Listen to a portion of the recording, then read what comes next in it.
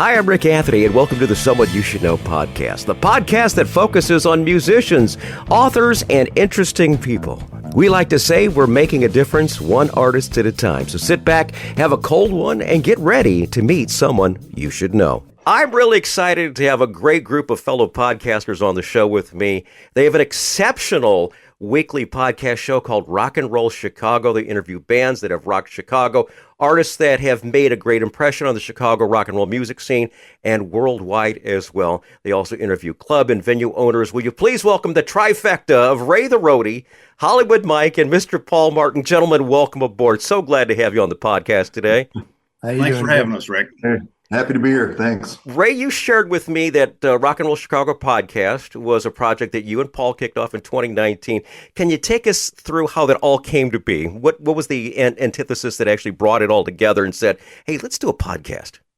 Well, this is something I'd been thinking about maybe around 2015, 2016, and I thought the idea came to me. And then one day I went up to Paul and I said, hey, Paul, I've got this idea for a podcast. And he looked at me and said, what's a podcast? So I explained it to him what it was, and he wasn't sold. He wasn't sold on it, but I kept pushing him and pushing him and pushing him. And then one day I think I broke him, and he finally said, okay, let's give this a try. And then we decided we're going to try and do this thing. And in 2019 is when we did our first one. Paul, what do you remember from that? Well, it's true. It's true. I didn't know too much about podcasts at the time, and but probably still don't really. But we managed to pull it off. There you go. Very good.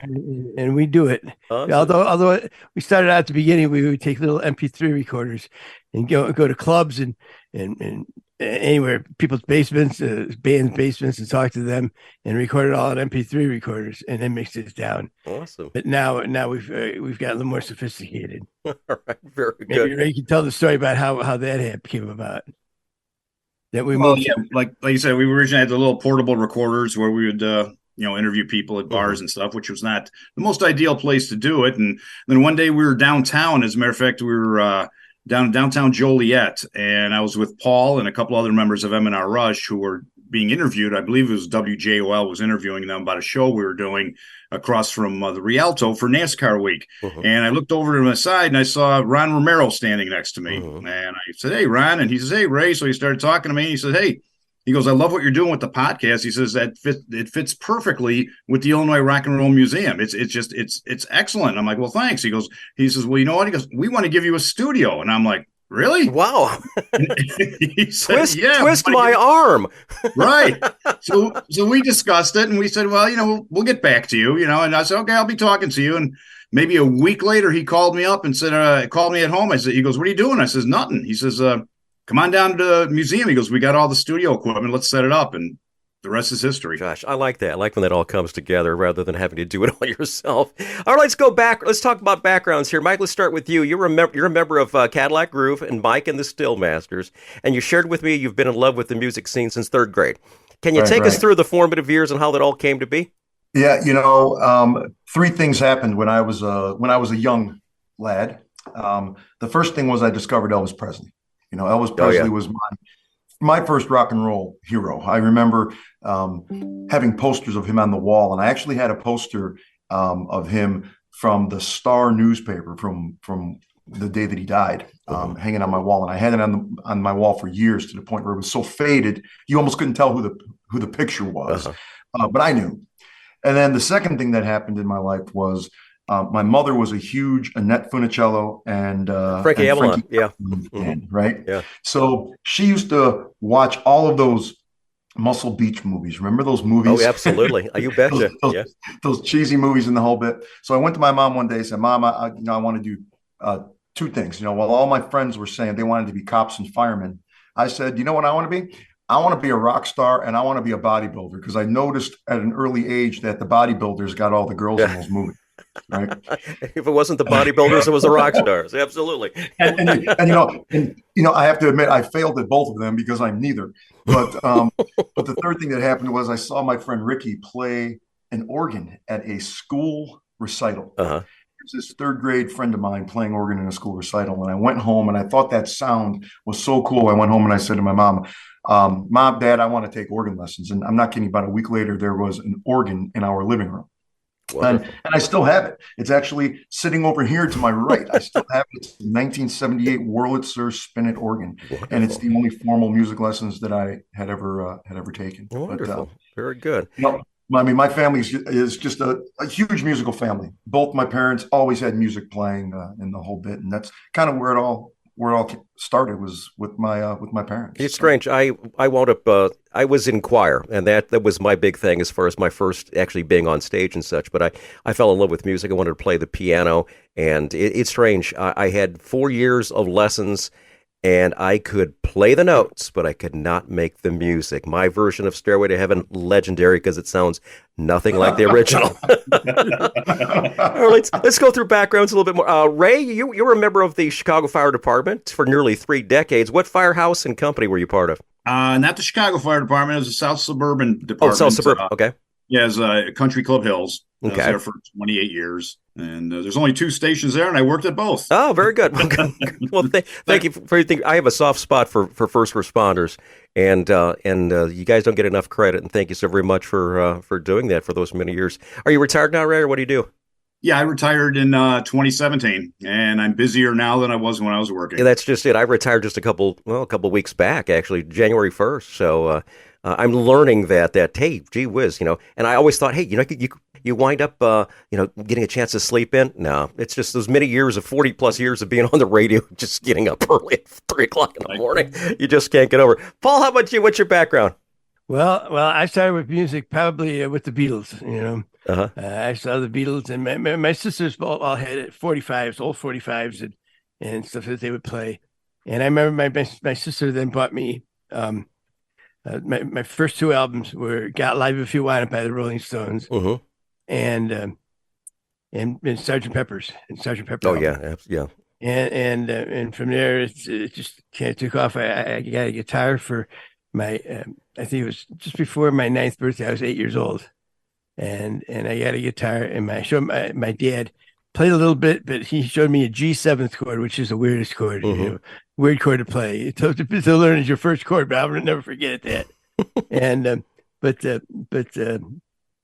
so I took it from there and started playing with a couple of guys down the street, and finally met up with Carl Mosier, who was a keyboard player, and Carl and I played in a band called Hot Ice, and Hot Ice played a couple of gigs, and Carl moved on to M&I Rush, Yep. who was in Roseland area where I grew up, and they were the hot band.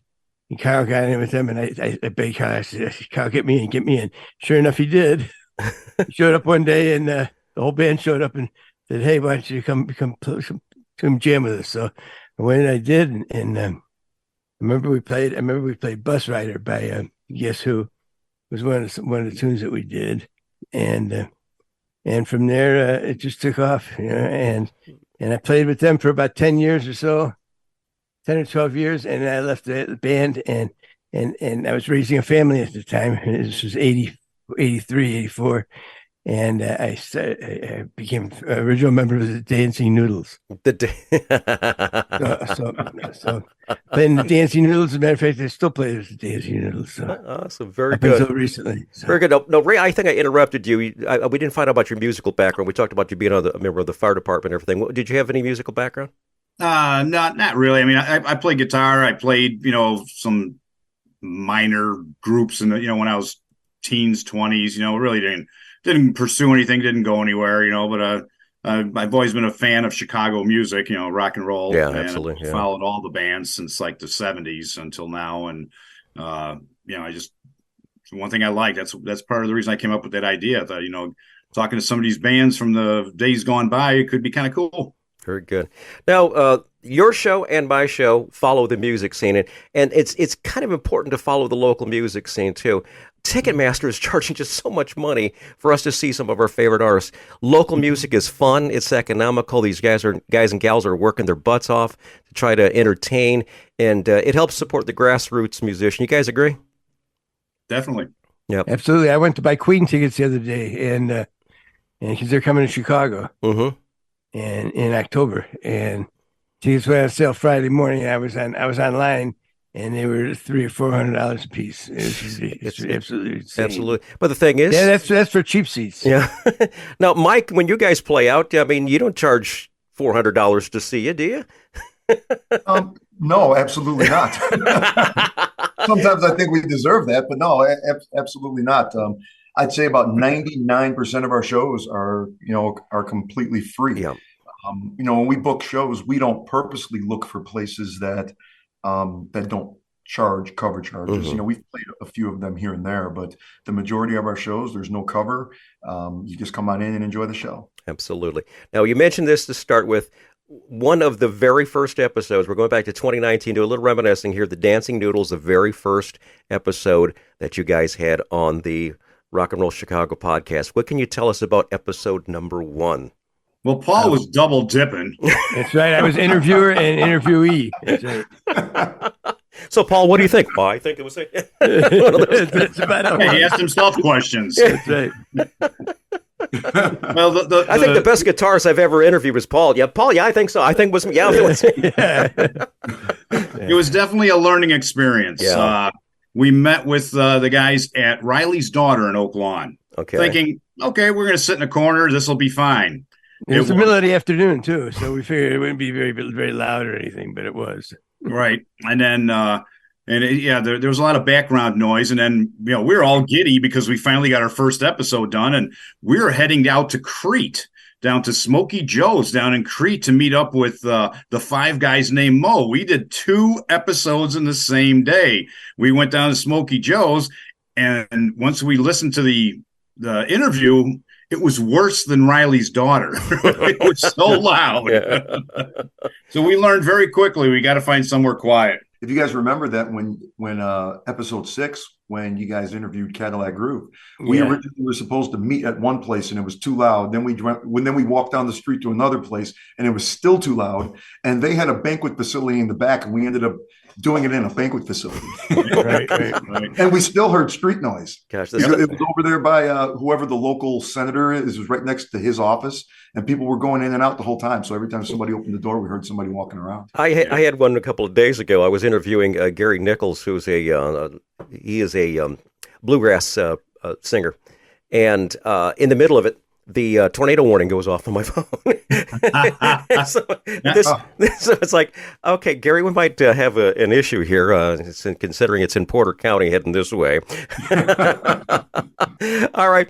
Now, your show, of course, is called Rock and Roll Chicago. My show is actually a reboot of a national show that I did in the late 90s for the All-Star Radio Network.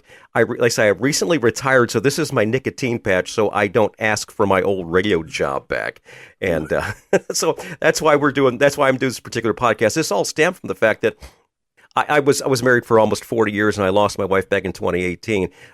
She died from lupus, and I remarried recently to actually an old classmate of mine. And I was regaling her with, we watch TV, and I said, I've talked to him, I've talked to her, whatever like that, because I was very blessed to work at the radio network for 19 years, and I got a chance to talk to a lot of celebrities and such. She says, you need to write a book. And I says, no, I can't write a book, And she says, well, how about doing a podcast? So that's how this all evolved. And then I saw your podcast, and I thought, well, this is really great that we're both doing something to help the local musicians. Now, let's go ahead and do some more reminiscing here. I'm going to ask each of you separately this question here. From the 130 plus episodes that you guys have already in your archives, some of your favorite moments today. Let's start with Paul. What was your some of your favorite moments earlier? I'm guessing it was probably the Dancing Noodles episode, right? Well, actually, it was. We had fun. Episode 6 with the Cadillac Groove. We had a lot of fun. We were drinking mezcal and tequila and stuff, and we had a good time. I remember that. But I remember. I think it was episode 5. We interviewed Jim Peterick. I love Jimmy. Yeah. At his studio, which is in his home, and I had a piece of paper with a bunch of questions on it, and we were recording on the MP3 players. Uh-huh. And I had Jim Peter reaches over, grabs a piece of paper, pulls it away from me, and threw it down. He says, you don't need that. He says, you're making too much noise rattling it around. Jimmy, I've talked to him numerous times through the years. He's just a great guy. He's a fun guy to interview. I talked to him last October when they were doing their Cornerstones of Rock tour. And he's just one of those individuals that you just start and just let him go type thing. Right. Mike, what about you? What was some of your favorite? Obviously, episode 6, but what was some of your favorite moments from the first 130 episodes?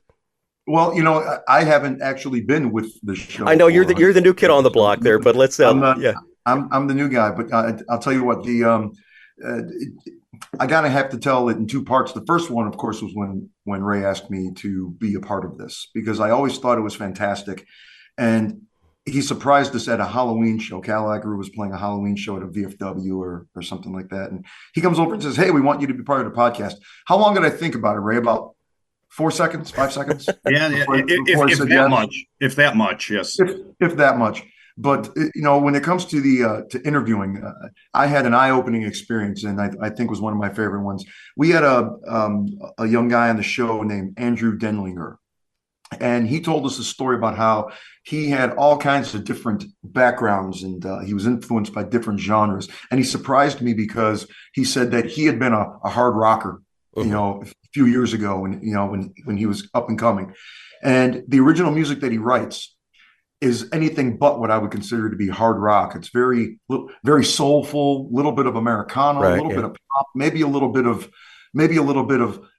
hair ballad, there a little bit.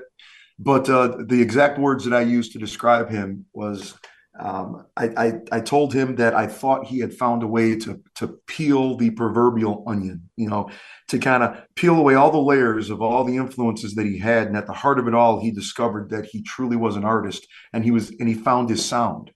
And that interview that day for me was eye-opening. It was almost like an epiphany for my own writing and my own career in the whole bit. So that was my favorite, for Wonderful. sure. Ray, how about you, bud? Well, Mike also admitted to having a man crush on Andrew. So that was his favorite. That was his favorite thing. The truth comes out. The truth Hold that comes over out. my head forever now. Well, there's quite a few great shows we had. A ton of great people we've met. But for some reason, in my head, one of the best shows we did, I thought, was with the Priscillas. These gals, they're very talented, and they were hilarious. I mean, it was just, one joke after another. They started talking like Bart Simpson and Maggie and Homer, and they just took off. It was crazy fun. Right. It's nice when you wind up having an episode like that and you really and truly connect with the individual. I've been lucky enough because a lot of the guests that I've had on the reboot were actually guests on the original program 25 plus years ago. And it's just nice to hear them. One happened to be a local comedian from Tinley Park, Tim Cavanaugh, who's been on the Bob and Tom show. And he's all over the local area. And just he and I have been friends ever since episode 5 when I had him on the show way back when. So I had him on episode 1 on this go round. And it's nice to reconnect with some of the people that you've known for decades and say, hey, I'm still around. I'm still around too. We both survived COVID. That's nice to see. All right, this next. If I could say something. Sure, Paul. Go ahead. Excuse me. That I think Mike's been a great addition to the podcast now, because I'm not doing interviews anymore, and that's why Ray came to me. He says, hey, because I had a couple of surgeries. And I was missing a lot of time that we could have been doing podcasts. And I think Mike's been a great addition to the podcast. I think so Mike too. For stepping in. I think so too, Mike. You're welcome aboard. We're so glad to have you as part of the podcast as well. I'm glad to have all you on the show tonight. To be honest with you, and I still take everything. I added everything and mixed it down and everything. So that's why I'm still part of it. So that's why I'm still here. So he's the one that gets all the money, right, guys? Because he's the one who makes us all sound good, right? Yeah. I do make him sound good. Nothing. I always wondered how much of my payroll actually wound up going to my engineer, because it was, you're the one that actually made me sound good on the air, because normally I sound like I'm sucking on helium, Oh, very good. This next feature is something that we always do for musicians, and it's called Tales from the Road. This is something that actually originated back on the old show, and it is all those infamous road stories. Now, Mike, we're going to start with you because you being a musician and are still playing out on the scene. Something that, didn't go right at a event. Can you start us off? Wow. There's only one story that comes to mind, and I'll tell you, I'm going to try and make it as short as possible. We can talk about this for a very long time. But I was in a band, a hard rock band back in the late 90s called Static.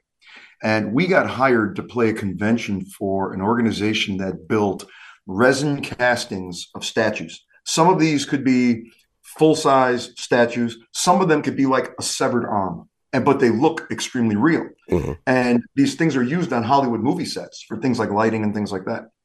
Well, I probably can't say who these two people are, but the president of that organization and the treasurer of that organization were two musicians, a drummer and a guitar player that played in two very famous bands from the 70s and 80s. We were invited to attend the show at the time, and I noticed right away that there's two statues of every type of casting. And the best one by far was a bunch of resin castings from the movie. Remember Bram Stoker's Dracula? Oh, yeah, absolutely. Gary Oldman playing Dracula, right? Mm-hmm, yeah. Well, there's these statues of the scantily clad female vampires in provocative poses and the whole bit. And these things were absolutely amazing. I walked up to one, got right in the face of this statue. And the duplicate statue was right next to it. Well, imagine my surprise when the statue winked at me. Oh, dear God. It was there was a model posing in the model that posed for the statue was in the same position, airbrushed and the whole bit, wearing the same outfit next to the statue. Wow, that had to freak you out. So trying to make a long story short, the band is hired to play the reception that evening. Well, we ended up losing our gig because these two famous musicians came up to us and said, "Hey, mind if we sit in with you?" And sure, why not? Come on in and sit in. Well, next thing you know, it became their show. Yeah, absolutely. Who wanted to listen to us, because there was these two famous musicians on stage playing the songs from the bands that they were very famous for. Yeah, and unfortunately, I probably can't tell you who that was. That's okay. That's okay. But that's what happened. Yeah. Paul, you played out too. What about you? Well, I have a similar story with a popular musician, and it was Joe Walsh. Oh God, I love Joe. Coming up on stage and jamming with myself and the Dancing Noodles, which was a lot of fun. It was at world's largest black party at St. Pat's Church in downtown Chicago, and the street was packed with people. And Joe was in town doing Steve Dow's show. Mm-hmm. And was that where he showed up in his bathrobe? No, he didn't show up in a bathroom, but he showed up with a Steinbrenner, which is a headless guitar strung the other way. Uh-huh. And he had it, and he came up on stage, plugged in, and jammed with him. That was awesome. But probably the weirdest story, which I just was reminded of this just recently, and John McFarlane from M&I Rush tells the story the best. But we played a show at Arlington Heights Racetrack, and M&I Rush was. And there was 4 or 5 bands that and headliner was Judas Priest, but it was general admission. So Judas Priest people got there early, and there was a couple bands that played first, and by the time we came on, they were getting really rowdy, mm-hmm. and they started throwing quarters and nickels and dimes, anything they could at us. Mm-hmm. And John finally stood up on a monitor, whipped out a rocking solo. And shut everybody up, and we were able to finish our set. I love that. But that was a crazy time. I remember getting pelted with anything and everything. Hey, Ray, do you remember any of your previous guests mentioning any road stories that kind of stood out? As a matter of fact, I was just thinking about it. I believe it was Mark Dawson, and he was with Dreamer at the time. And they were going up to Madison, Wisconsin to do a gig up there. And supposedly there was some record guys going to be there to check them out and possibly sign them to a contract. Well, they got up there and their gear and their roadie were nowhere to be found. Never showed up. And eventually they found the truck parked somewhere, no roadie. All the gear was there. Nothing was it, Paul? It was parked in a field. It was parked in a field. Nothing was missing.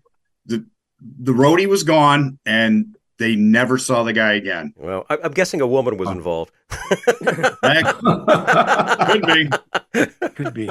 Isn't it say there's always a woman to blame, but I know it's my own damn fault or something like that. That's right. That's right. Mark Dawson, who now plays with the Grassroots. Wow. Oh, really? Seriously? Okay. Very cool. There was one story that I had heard, and this was just recently. It was told to me by Gary Hoey, a guitarist, famous guitarist. Oh, yeah. He does his Ho Ho Hoey Christmas concerts and such. He was telling me that he and his band, this was before he became a big name. This is one of the bands that he was just developing and such. They were playing a gig on Long Island, and it was a rough crowd. He went in there and met with a couple of people, and one of the guys said, "Well, what kind of music you play?" He said, "Well, we play straight ahead rock and roll." And he says, "We like disco here." and then he opened up his coat and showed that there was a handgun right there. He says, "If you want to keep your gear, you're going to have to learn some dance music really fast." Wow. So what they did do is they went to a local music store. They got a music book. They learned like 6 disco songs from Casey and the Sunshine Band and such, and they played those songs over and over and over again all night long. Not only did they get welcomed back, they got their check, they got their gear, and they got out with their lives. So, so I love stories like that. What's kind of ironic is over the past couple of weeks, Mike and I have interviewed at least 2 disco bands. Oh, seriously? Yeah. It's making a comeback. Yeah, very good, very good. Let's talk about links to your social and your website, guys. Can you give me a rundown of where's the best place to find you and your podcasts?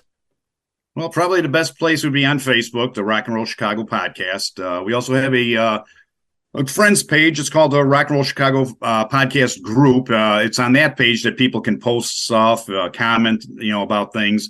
And then we have our website. It's rockandrollchicago.com.